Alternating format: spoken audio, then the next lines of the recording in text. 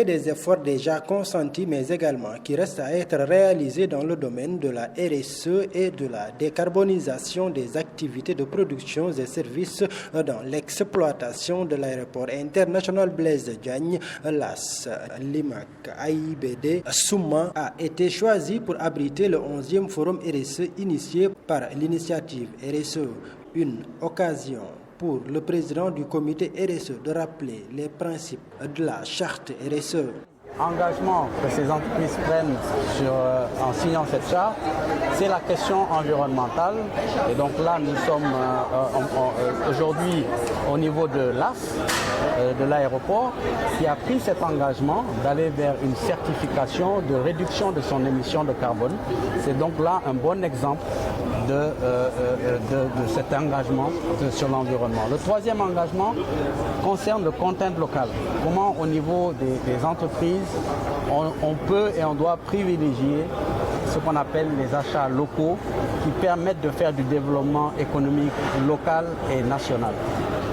Quatrième et cinquième engagement, c'est ce qu'on appelle le social interne dans l'entreprise, de s'assurer que nous sommes conformes à la sécurité et la santé au travail, que l'entreprise a un plan de formation où elle intègre bien entendu la dimension jeunesse, c'est-à-dire comment dans les compétences on peut également recruter des jeunes diplômés sénégalais.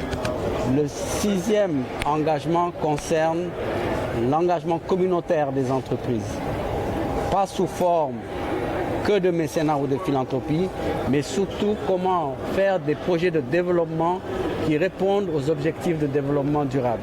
Et enfin, le dernier engagement, et qui est certainement le plus important, c'est le reporting RSE, c'est la transparence, c'est le rendre compte. La tenue du 11e forum à l'AIBD est appréciée à sa juste valeur par les responsables de l'AS qui se disent disposés à poursuivre les efforts pour le respect de la charte RSE et du développement durable. Je remercie infiniment le président et son équipe d'avoir bien voulu accepter de tenir ce 11e forum au cœur de l'AIBD. Vous savez, l'aéroport international Blaise Diagne a été bâti dès le départ dans une conscience de son impact sur son environnement.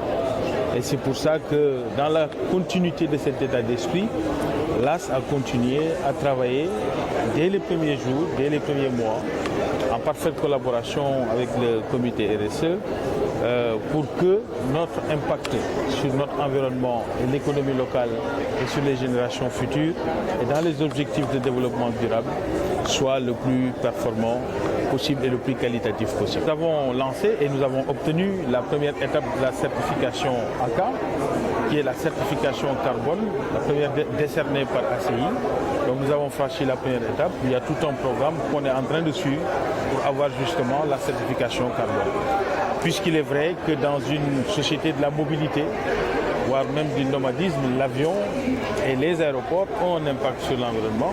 Nous devons aussi travailler à aller dans le sens de cette neutralité carbone au niveau de l'AIBD. Nous avons pris des engagements auprès de nos partenaires et nous sommes sur le chemin. Et nous avons confiance que nous allons atteindre le bout du processus de la certification ACA, donc qui est la certification carbone d'ici peu. Par ricochet, le président du comité RSE a déploré la faiblesse du nombre d'entreprises au Sénégal qui respectent les principes et la norme RSE. Le Sénégal est le seul pays en Afrique francophone subsaharienne à avoir un dispositif de promotion de la RSE. Par contre, j'émets encore beaucoup de limites par rapport au nombre d'entreprises qui intègrent cette RSE stratégique. Et peu d'entreprises dialogue en fait avec les parties prenantes. Les entreprises sont encore trop repliées sur elles-mêmes. Et donc c'est tout l'effort que nous devons faire avec le patronat sénégalais, des partenaires comme l'ambassade du Canada. Du côté du respect du développement durable, c'est aussi le même son de cloche. Quand vous faites du développement durable, il faut y aller par étapes. Aujourd'hui, vous avez des entreprises qui ont signé un document pour aller vers cette RSE stratégique. Vous avez des entreprises, malheureusement elles ne sont pas suffisamment nombreuses, qui ont une stratégie de dialogue partie prenante. Si vous me dites combien d'entreprises sont aujourd'hui engagées dans cette dynamique-là, je vous dirais au Sénégal peut-être une dizaine d'entreprises. Et c'est très insuffisant. Ce forum a aussi été l'opportunité pour le président du comité RSE de regretter l'implication timide des entreprises locales dans l'exploitation du pétrole et du gaz. Alors c'est un sujet très important, c'est pour ça que vous avez aujourd'hui une loi sur le content local pour amener le maximum d'entreprises sénégalaises, donc des PME locales, à intégrer cette filière-là. Malheureusement, jusqu'à présent, il n'y en a pas suffisamment. Et je crois qu'avec la loi qui vient d'être publiée et les mesures d'accompagnement qui vont être adoptées, c'est à ce moment-là, et la RSE justement, parce qu'il ne s'agit pas que d'amener des entreprises qui soient que sur la performance économique et sociale, mais il faut également que ces PME sénégalaises intègrent la dimension environnementale et sociétale. Donc, je pense que les choses sont en train de se faire, notamment avec cette loi-là sur le content local. En sa qualité de partenaire institutionnel, l'ambassade du Canada au Sénégal s'est réjouie des efforts qui sont en train d'être réalisés par le comité RSE pour encadrer les entreprises canadiennes qui sont basées au Sénégal, mais également celles locales. C'est un grand plaisir d'être ici ce matin au forum RSE. C'est un forum important, c'est des enjeux importants qui se discutent ici et le Canada fait partie des partenaires qui ont soutenu dès la première édition ce forum-ci.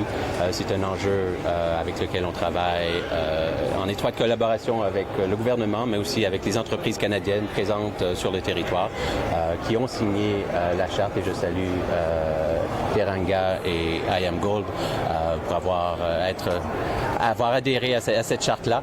Et c'est un travail continu que de mettre en œuvre la RSE dans nos pays et au Sénégal en particulier.